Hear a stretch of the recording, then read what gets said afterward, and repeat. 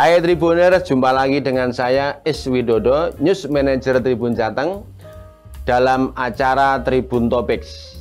Belakangan ini sedang hangat-hangatnya yaitu TPPO, tindak pidana perdagangan orang, dan di Jawa Tengah termasuk kantong yang besar pekerja migran Indonesia yang dikirim ke luar negeri. Oleh karena itu kemarin sudah kita bahas secara detail dari sisi kepolisian, kemudian keimigrasian, dan sekarang dari sisi pengusahanya kita hadirkan yaitu Bapak Heri Darman SH. Beliau adalah Ketua Umum Perpemindo, yaitu Perkumpulan Pengusaha Penempatan Migran Indonesia. Beliau adalah ketuanya se-Indonesia, juga sekaligus Pak Heri Darman itu juga Ketua Alumni IK Unwaha Semarang, juga Ketua DPP PBB Partai Bulan Bintang bidang ketenaga kerjaan. Jadi sangat cocok Tribun Jateng menghadirkan narasumber yang hebat dan sesuai topiknya pada hari ini.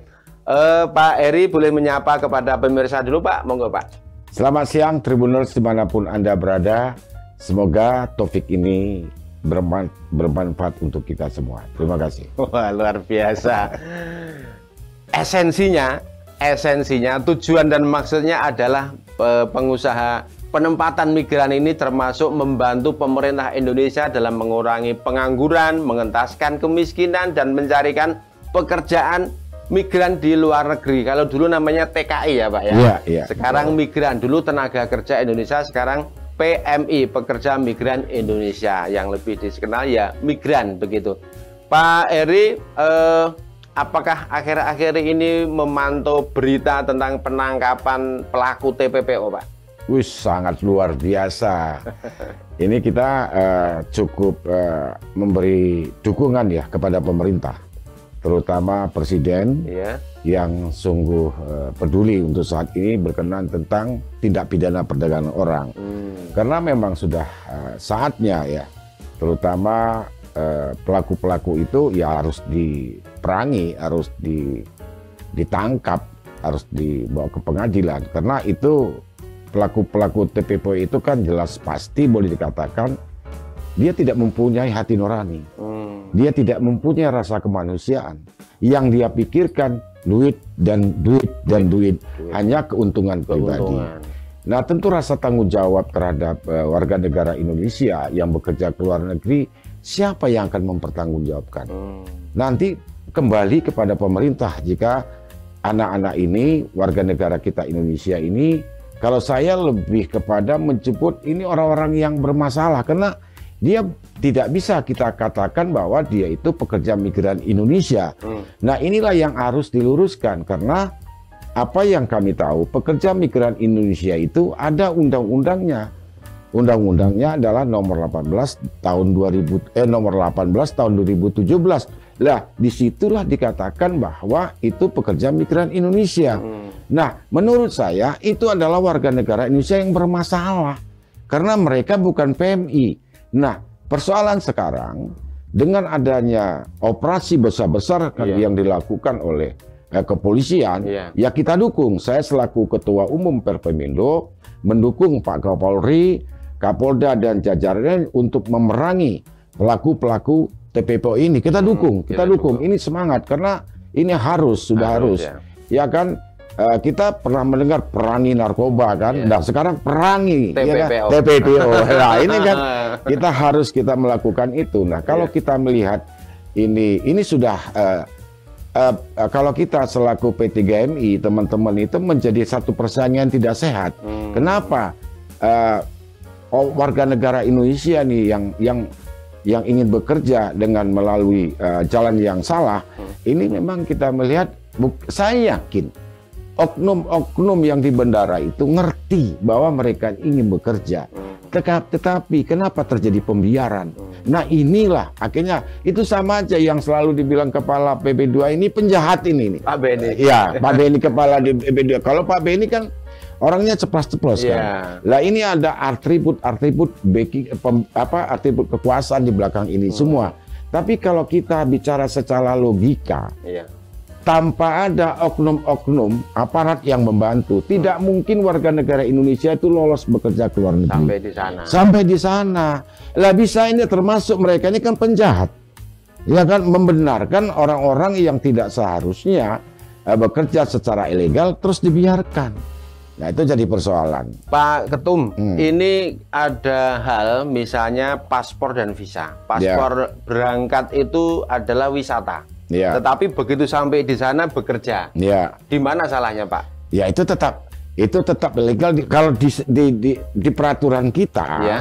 Ya kan, tetap itu dia melakukan kita bilang itu kan banyak itu seperti akal-akalan ya.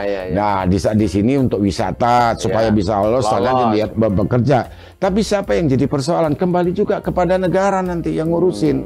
Ya kan, mau tidak mau dia ilegal, mau tidak ilegal, tetap aja kembali kepada negara. Iya, itu dia. Mereka warga negara. Iya, dia warga negara Indonesia lah. Nah, inilah tentu saya bilang tadi ada oknum, ada pelaku yang membantu dan meloloskan ini.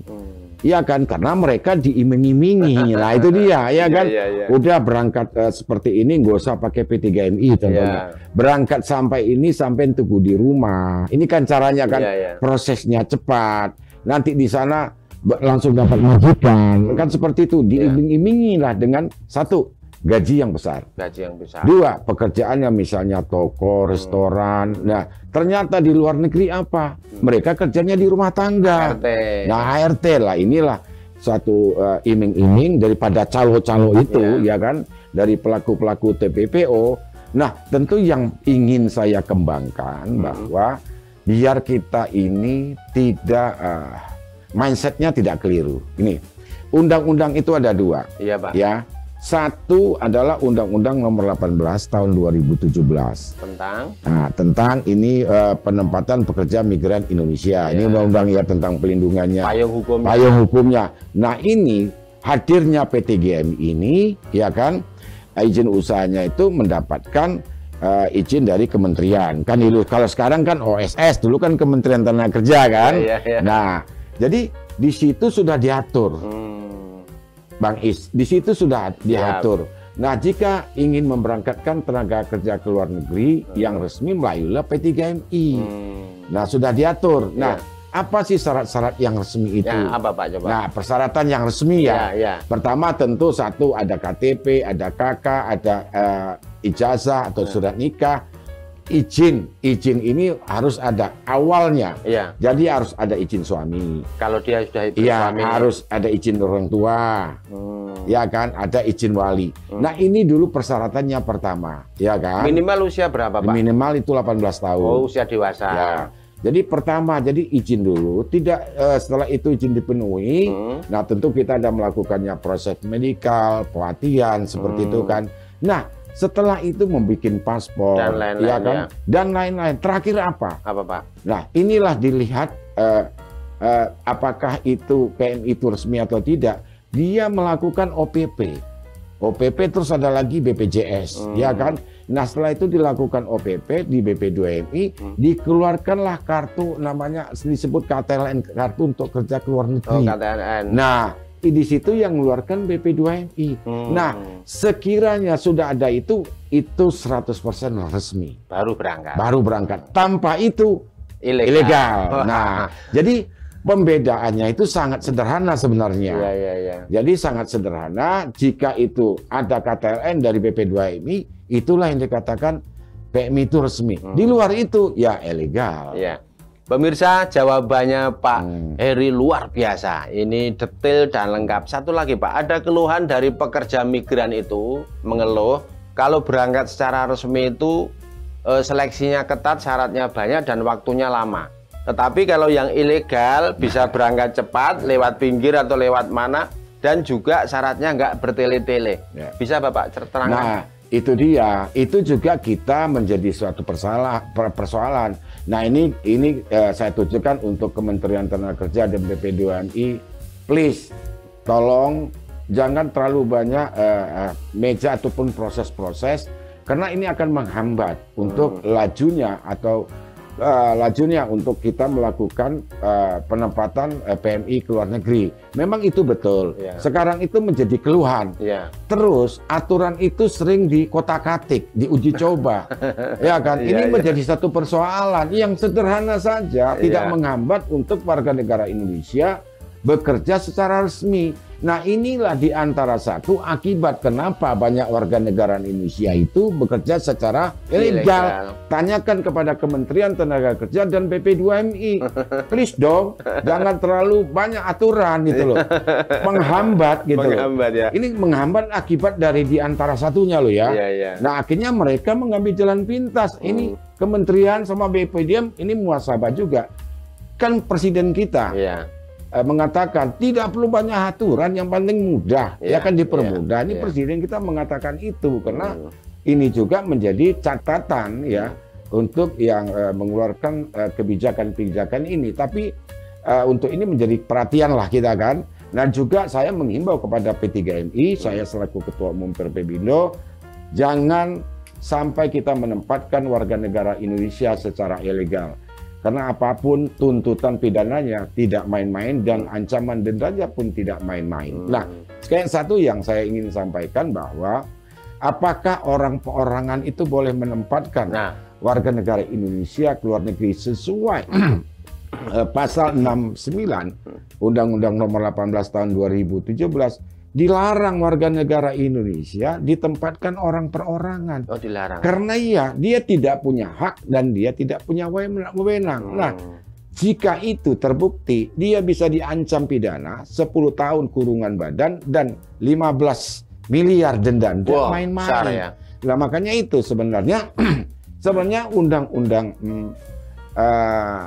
18 tahun 2017 ada yang memang bagus, tapi juga ada yang perlu ditinjau ulang kembali masalah undang-undang. Terima kasih Pak Eri. Ini ada kasuistik yang dibicarakan tentang perorangan dilarang mengirim atau menempatkan pekerja migran di luar negeri.